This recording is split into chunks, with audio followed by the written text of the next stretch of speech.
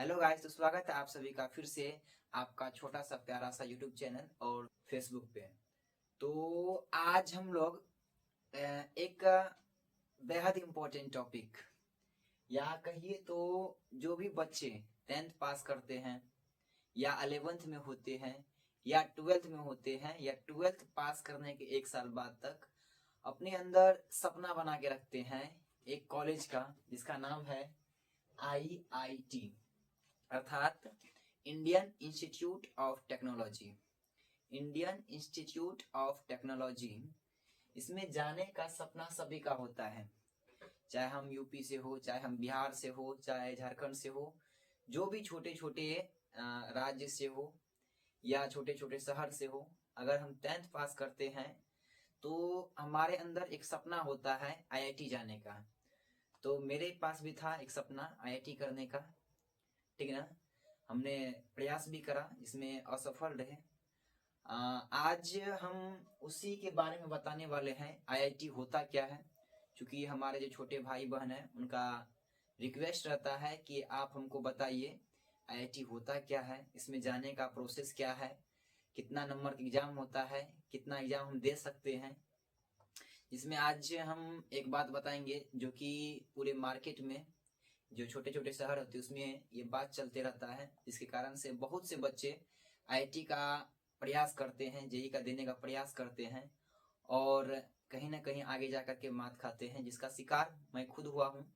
जिसके कारण से मैं मानता हूँ कि मेरे जेई मेंस के प्रिपरेशन में थोड़ा सा मैं पीछे रहा, ठीक ना।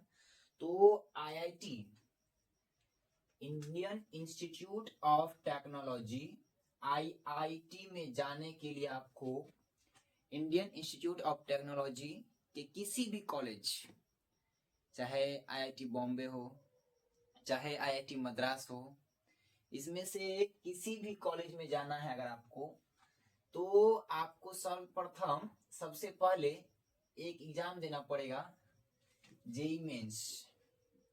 IIT में जाने के लिए आपको जेईई मेंस क्वालिफाई करने के बाद आपको जेई एडवांस क्वालिफाई करना पड़ता है। और जब दोनों आप क्वालिफाई कर लेते हैं उसके बाद आपको दिया जाता है IIT Indian institute of technology में आपका एडमिशन होता है। तो IIT में एडमिशन लेने के लिए जेई मेंस दिया जाता है। जेई मेंस का जो एग्जाम होता है टोटल 300 मार्क्स का होता है। जेई मेंस का एग्जाम टोटल 300 मार्क्स का होता है। 300 मार्क्स का होता है। जेई मेंस का एग्जाम 300 मार्क्स का होता है। उसके बाद जेई मेंस साल में 2 बार होता है। इससे पहले सब्जेक्ट का बात कर ले, अगर तो जेई मेंस में सब्जेक्ट का अगर बात करें तो जेई मेंस में कुल 3 सब्जेक्ट होते हैं। जेई मेंस में कुल 3 सब्जेक्ट होता है, जिसमें से पहला हो गया आपको फिजिक्स, दूसरा है आपको केमिस्ट्री, और तीसरा जो है आपको वह हो गया आपका मैथमेटिक्स अर्थात मैथ्स। आपको IIT में जाने के लिए जेई मेंस का एग्जाम देना पड़ेगा और जेई मेंस 300 मार्क्स का होता है, जिसमें आपको 3 सब्जेक्ट पढ़ना पड़ता है। 3 सब्जेक्ट में पहला हो गया आपका फिजिक्स, दूसरा हो गया केमिस्ट्री और तीसरा हो गया आपको mathematics.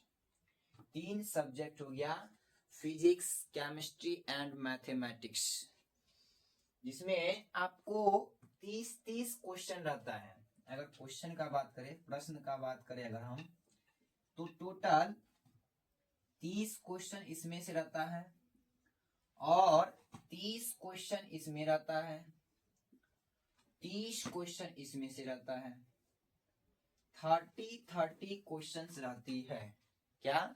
Physics, chemistry, mathematics 3 subject हुआ, तीनों में से 30 मार्क्स का क्वेश्चन आपसे पूछा जाएगा, ठीक ना। इसमें 2 सेक्शन होता है। इसमें 2 सेक्शन हुआ। सेक्शन 1 में 20 मल्टीपल चॉइस टाइप क्वेश्चन पूछा जाएगा, एमसीक्यू पूछा जाएगा, जिसमें से आपको 20 बनाना है। एमसीक्यू पूछा जाएगा, इसमें से ऑल को बनाना है, 20 को बनाना है। इसमें भी 20 एमसीक्यू पूछा जाता है और इसमें भी 20 एमसीक्यू पूछा जाता है।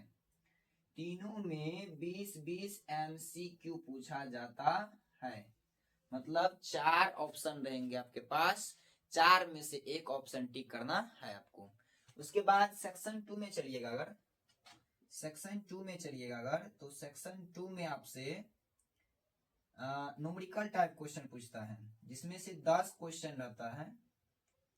10 क्वेश्चन रहता है न्यूमेरिकल टाइप, मतलब उसका वैल्यू आपको लिखना है। जैसे क्वेश्चन दिया रहेगा, उसका आपको वैल्यू कैलकुलेट करना है, और कैलकुलेट करने के बाद खाली जगह रहेगा, उसमें आपको वैल्यू डालना है विथ डेसिमल के बाद 2 डिजिट तक, ठीक ना।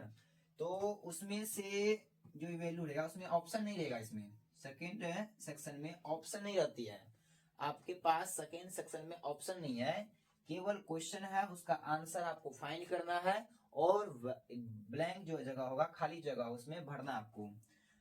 इसमें 10 क्वेश्चन रहता है। 10 क्वेश्चन रहता है, सेम इसमें भी, इसमें भी, इसमें भी, तीनों में 10 क्वेश्चन रहता है। 10 में आपको बनाना है केवल 5। 10 क्वेश्चन रहता है, जिसमें से आपको 5 ही बनाना है। सेक्शन 1 में 20 क्वेश्चन, 20 में से 20 बनाना है। एमसीक्यू टाइप है, 4 ऑप्शन रहेगी, 4 ऑप्शन रहेगी, 4 में से कोई एक ऑप्शन को आपको टिक करना है। लेकिन जब इसमें से आप आइएगा, जब इसमें आइएगा सेक्शन 2 में, तो सेक्शन 2 में जो है न्यूमेरिकल टाइप, मतलब आपको मान निकालना है और मान निकाल करके आपको भरना पड़ेगा खुद से। उसमें ऑप्शन कहीं पर भी नहीं दिया गया रहेगा। इसमें क्या है, आपको टोटल 10 क्वेश्चन दिया रहेगा। 10 क्वेश्चन दिया रहेगा। 10 क्वेश्चन में से 5 क्वेश्चन ही आपको जस्ट बनाना है। 10 क्वेश्चन में से 5 क्वेश्चन ही बनाना है। इसमें भी 10 क्वेश्चन में से 5 क्वेश्चन ही बनाना है। इसमें भी 10 क्वेश्चन में से 5 क्वेश्चन ही बनाना है। तो टोटल अगर कैलकुलेट करते हैं आप एक सब्जेक्ट में, तो 20 + 5 25 मार्क्स हो गया, 25 क्वेश्चन हो गया, सॉरी 20 + 5 25 क्वेश्चन होता 30 है, लेकिन बनाना आपको 25 ही है। तो पर सब्जेक्ट 30 क्वेश्चन रहा आपके पास, 30 में से बनाना कितना है, 25 क्वेश्चन। और प्रत्येक क्वेश्चन, क्या, प्रत्येक क्वेश्चन, प्रश्न, प्रत्येक प्रश्न आपको 4 मार्क्स का रहता है। प्रत्येक क्वेश्चन 4 मार्क्स का रहता है, ठीक ना। तो हम ऐसे कर लेते हैं, सपोज कीजिए फिजिक्स का हम बात कर रहे हैं, अगर फिजिक्स में आपके पास हो गया 20 एमसीक्यू और 10 हो गया न्यूमेरिकल टाइप, 10 न्यूमेरिकल टाइप, जिसमें बनाना आपको 5 हो गया। तो टोटल क्वेश्चन हो गया, टोटल क्वेश्चन हो गया आपके पास 25 गुना 4 कीजिएगा तो 100 मार्क्स हो गया। टोटल आपके पास 100 मार्क्स एक सब्जेक्ट में होता है। तो 100 फिजिक्स में, 100 केमिस्ट्री में, 100 मैथमेटिक्स में, तो टोटल मिला करके आप देखिएगा तो 300 नंबर हो गए।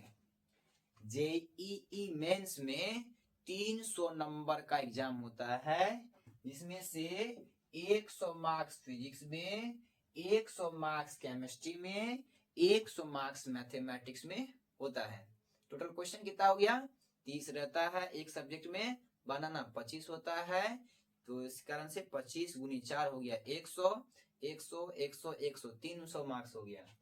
अगर आप प्रत्येक क्वेश्चन को सही करते हैं, मतलब एक क्वेश्चन सही करने पर, एक क्वेश्चन सही करने पर, अगर इसका क्या बोलते हैं, मार्किंग का बात करें, अगर मार्किंग किस हिसाब से होती है, अगर आपका एक क्वेश्चन सही होता है तो एक क्वेश्चन सही होने पर आपको 4 मार्क्स दिए जाते हैं।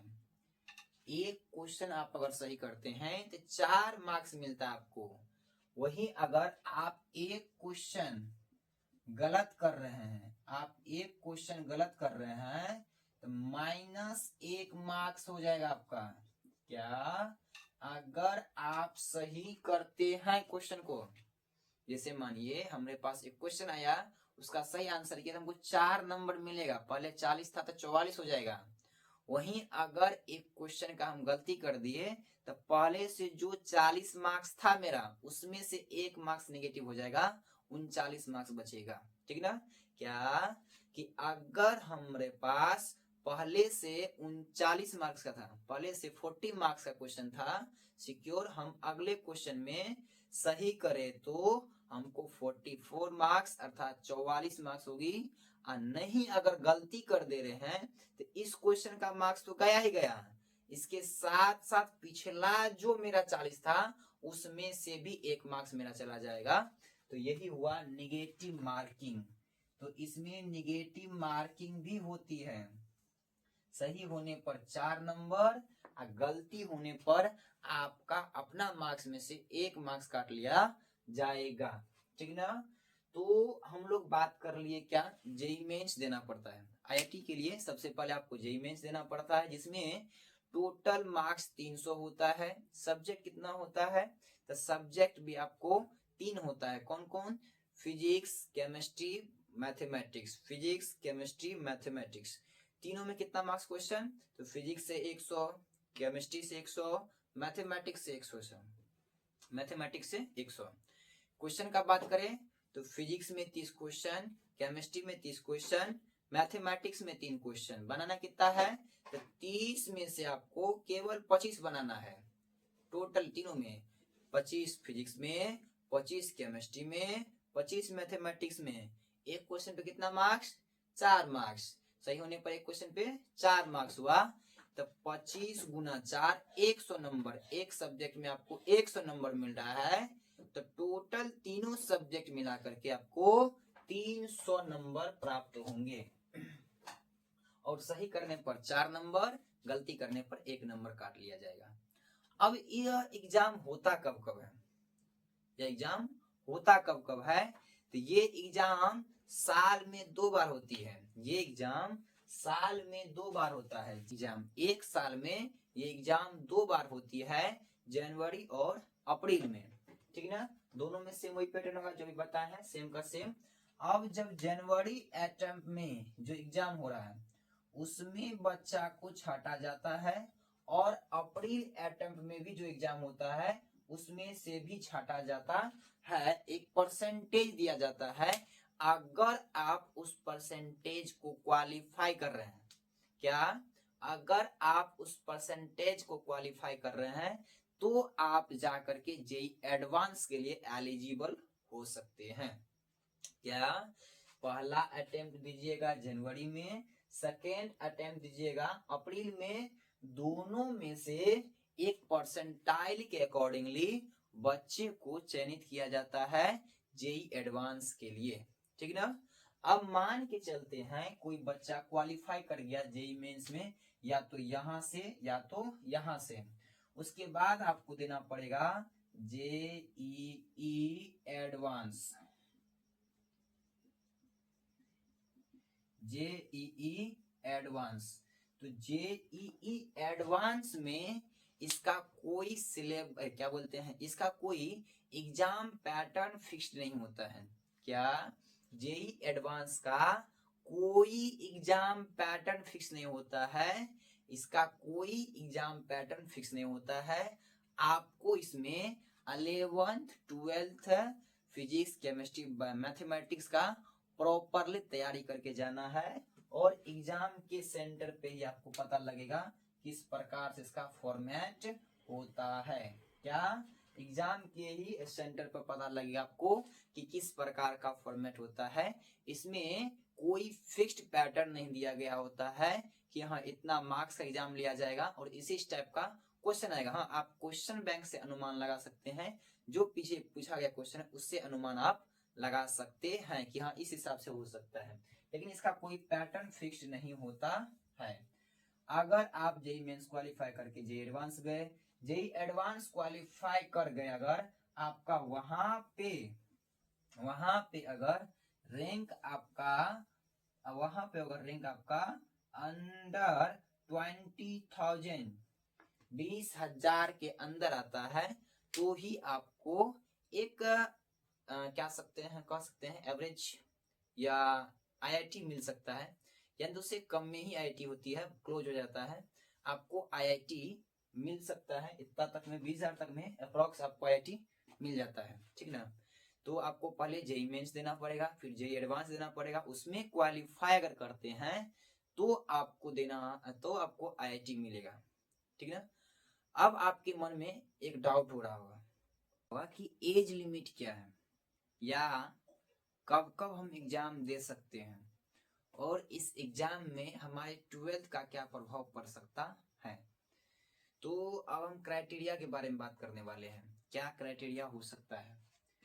तो यहाँ पर हम 3 क्राइटेरियाओं को डिनोट किए हैं, ठीक ना। 3 क्राइटेरियाओं को डिनोट किए हैं कि 3 जो है आपको रुकावट हो सकता है जेई मेंस या एडवांस देने में, 3 रुकावट है आपके लिए। एज लिमिट का अगर बात किया जाए, जेई मेंस में कोई भी एज लिमिट नहीं है, जेई मेंस एग्जाम में एज लिमिट नहीं दिया गया है, ठीक ना। एग्जाम देने के लिए आपको कोई भी एज लिमिट क्राइटेरिया फिक्स नहीं किया गया है कि हाँ आप इतने वर्ष के हैं तभी आप एग्जाम दे सकते हैं। हाँ, आपको जेई मेंस देने के बाद, एडवांस देने के बाद ऐसा हो सकता है कि किसी कॉलेज में एडमिशन के लिए लिमिट फिक्स किया गया हो कि इतना एज चाहिए, लेकिन मेंस एग्जाम देने के लिए कोई भी एज का बात नहीं किया गया है, ठीक ना। अब सबसे इम्पोर्टेंट ये है जो कि बिहार का अगर बात किया जाए तो जितना एस्पिरेंट तैयारी करते हैं बिहार में जितने बच्चे तैयारी करते हैं या जो भी स्टूडेंट छोटे छोटे कस्बों में या छोटे छोटे गांव में तैयारी करने शुरू कर जाते हैं, वो ये दोनों गलती के कारण से बहुत पछताते हैं। क्या? सबसे पहला जो हम नोट किए यहाँ पर, कब कब एग्जाम दे सकते हैं, हम ज्यादा प्रयास किए हैं कि हिंदी में ही लिखे ताकि आप अच्छे से समझ पाए। इंग्लिश में भी हम लिख सकते थे इसको, लेकिन आपको बेटर तरीका से समझ में आए, इसीलिए हम उसको हिंदी में कोशिश किए हैं ज्यादा से ज्यादा चीज को लिखने का, ठीक है ना। कुछ चीज नहीं हो पाया है, एडजस्ट कीजिएगा। हाँ, क्या कि कब कब एग्जाम दे सकते हैं, तो हमारे इर्द गिर्द ये सुनाई पड़ता होगा आपको कि आप जेई 2 बार दे सकते हैं जब आपका मन हो, लेकिन ये बिल्कुल गलत है। आप कभी भी जेई मेंस का एग्जाम नहीं दे सकते हैं, इसमें लिमिट फिक्स किया गया है। आप केवल और केवल 12th के साथ, क्या केवल और केवल 12th के साथ और उसके जस्ट 1 साल बाद, मतलब अगर 2026 में आप 12th दे रहे हैं तो 26 में ही आपको जेई देना है और आप 27 में दे सकते। इसके अलावा ऐसा नहीं उसके बाद भी आप देते रह जाए, या ऐसा कोई सोच रहे हैं कि 2026 में हम जेई नहीं दे करके खलिया 12th बोर्ड कर लें। क्या फिर से हम रिपीट कर रहे हैं ये बात को, खलिया 12th 2026 में दे दे या 27 में दे दे, उसके बाद 2 साल अच्छा से तैयारी करके हम जेई मेंस और एडवांस देंगे और अच्छा सा कॉलेज लेंगे, तो ये आपका भ्रम है, आपको एनटीए एग्जाम नहीं देने देगा। तो आपको जेई में जो मेंस का एग्जाम होता है उसके लिए 3 बार मौका मिलता है, जेई मेंस के लिए 3 बार मौका दिया जाता है, लेकिन एडवांस के लिए 2 ही बार मौका दिया जाता है।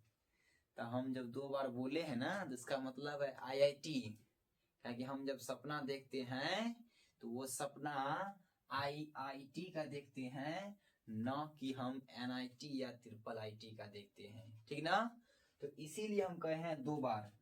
क्या जेई मेंस का एग्जाम आप 3 बार दे सकते हैं, कब कब, तो एक बार 12th के साथ, एक बार 12th के बाद और फिर एक बार और दे सकते हैं। मतलब 2026 में अगर 12 दे रहे हैं तो 26 में दे सकते हैं, 27 में दे सकते हैं, 28 में दे सकते हैं। 28 में केवल आप मेंस दे सकते हैं, एडवांस आप नहीं दे सकते हैं। ओके, क्या मेंस आप 3 बार दे सकते हैं। वही एडवांस का बात करें, मान लीजिए जेई देना है, मेंस निकला है, उसके बाद एडवांस भी निकला है, निकालने का विचार है, तो आपके पास केवल और केवल 2 ही चांस है।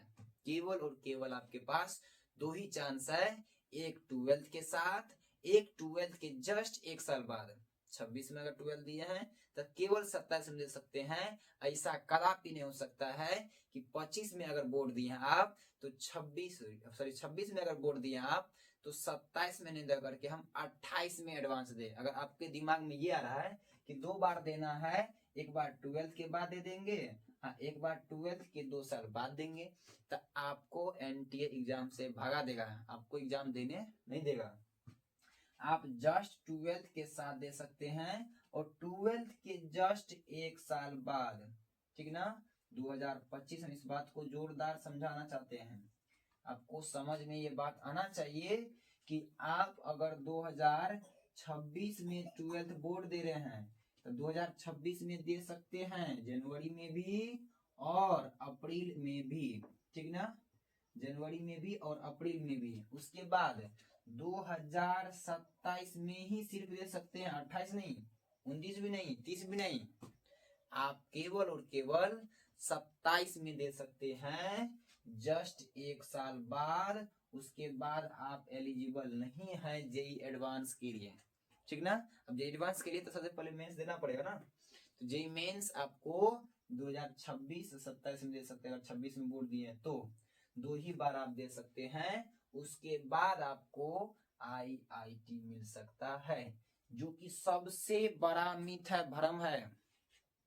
आज हमारे सोसाइटी में सबसे बड़ा भ्रम है कि 12th के बाद 2 साल दिया जाता है, आपका जब मन हो तब आप 12th के बाद दे सकते हैं। सबसे बड़ा भ्रम है, इसमें मैं खुद अपना जेई का प्रिपरेशन को बर्बाद कर चुका था। मेन एक यही रीजन होता है जिसमें हमको लगता है यूपी बिहार या छोटे छोटे जहां से बच्चे तैयारी करते हैं उसको गलत गाइडेंस के कारण से वो तैयारी तो शुरू करते हैं, लेकिन जैसे ही पता चलती है कि आप जो जिस हिसाब से तैयारी करते हैं, क्योंकि हम बड़े एग्जाम को टारगेट करते हैं तो उसका रणनीति भी उसके हिसाब से बनाते हैं, जिसके कारण से अचानक हमको पता चलता है कि जिसके लिए हम तैयारी कर रहे थे वैसा नहीं हो सकता है। तो सच ही बता रहे हैं, आपको बहुत तकलीफ होगा।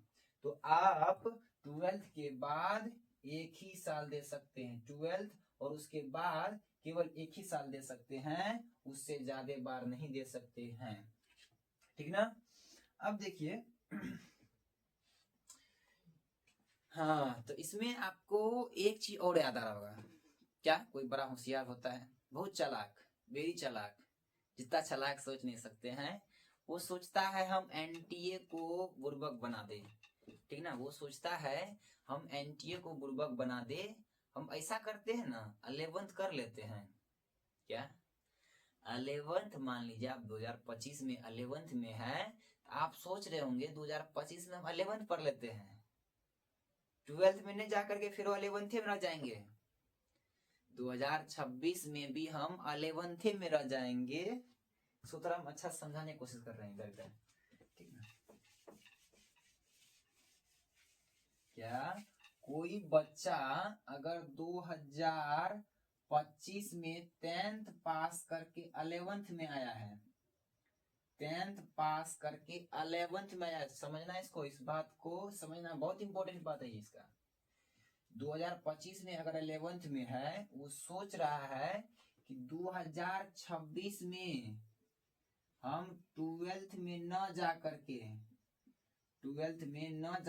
11th में रहे, और 11th में रह करके पूरा 12th का प्रिपरेशन कर लेंगे और आईआईटी का भी प्रिपरेशन कर रहे होंगे, तो वो लड़का सबसे या वो लड़की सबसे बड़ा मूर्ख निकलेगा।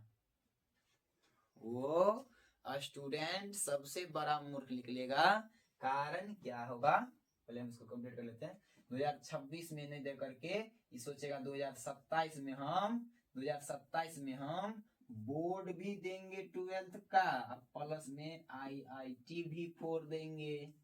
क्या 2027 में बोर्ड भी देंगे, IIT भी फोड़ेंगे?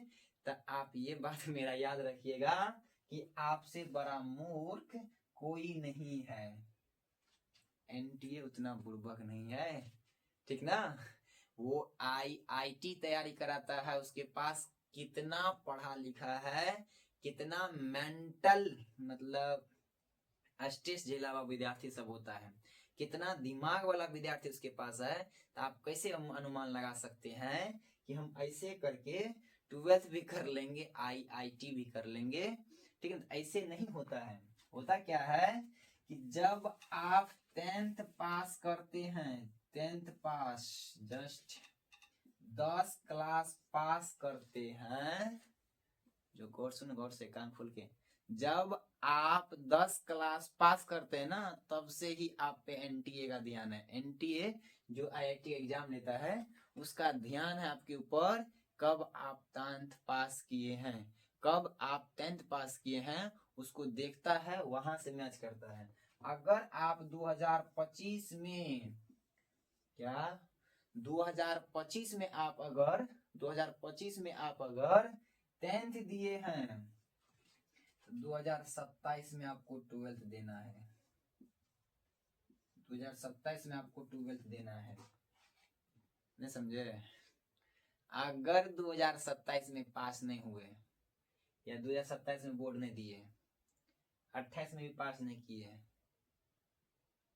क्या 27 में तो देना था, 27 अगर नहीं पास किए, 28 भी पास नहीं किए 2000, तो समझिए आपका IIT का सपना चूर चूर हो गया। आपको IIT करने का मौका नहीं दिया जा सकता है। हाँ, रेयर चांस में कभी कभार हो जाता है कि हाँ उस टाइप का दिया जाता है। एक बार जैसे कोरोना काल था, उस समय में 1 साल बढ़ाया गया था, लेकिन अभी ऐसा कोई रास्ता नहीं दिख रहा है आपके पास। तो भूल कर भी ये गलती ना करे कि 2 बार 11th क्लास में रहेंगे, उसके बाद 12th क्लास में जाएंगे और IIT का प्रिपरेशन हम बढ़िया तरीका से करके IIT भी देंगे, 12th बोर्ड भी करेंगे। तीसरा ये है कि अगर आपको JEE देना है, क्या अगर आपको JEE देना है, सुन रहे ना, JEE अगर देना है, 12th बोर्ड में, कौन सा 12th बोर्ड में, हम साफ साफ यहां लिख रहे हैं, 12th के बोर्ड एग्जाम में, 12th के बोर्ड एग्जाम में 75% मार्क्स चाहिए। क्या 12th के बोर्ड एग्जाम में 75% मार्क्स चाहिए, तब जाकर के आप JEE मेंस का एग्जाम दे दीजिए। वैसे पहले भी जनवरी में तो थोड़ी ना एग्जाम होता है, एग्जाम फरवरी में होता है 12th का, रिजल्ट तो मार्च अप्रैल या मई में आसपास तक में आ जाता है, मार्च तक में आ जाता है। तो उस मार्च खत्म तो करवा देता है मार्च अप्रैल में। तो JEE मेंस का एग्जाम तो दे दीजिएगा, लेकिन जैसे जो सा काउंसलिंग होगा आपको उठा के बाहर फेंक देगा वो, ठीक है ना। तो आपको IIT के लिए 12th बोर्ड में 75% मार्क्स चाहिए, 75% मार्क्स चाहिए, कितना 75%। हाँ, तो 12th बोर्ड में कितना चाहिए 75%। तो आज से ही शुरू कीजिए 12th बोर्ड में 350 75% अर्थात 375 मार्क्स लाने का। आज शुरू कर दीजिए। आपको 12th बोर्ड में 375 नंबर लाना है।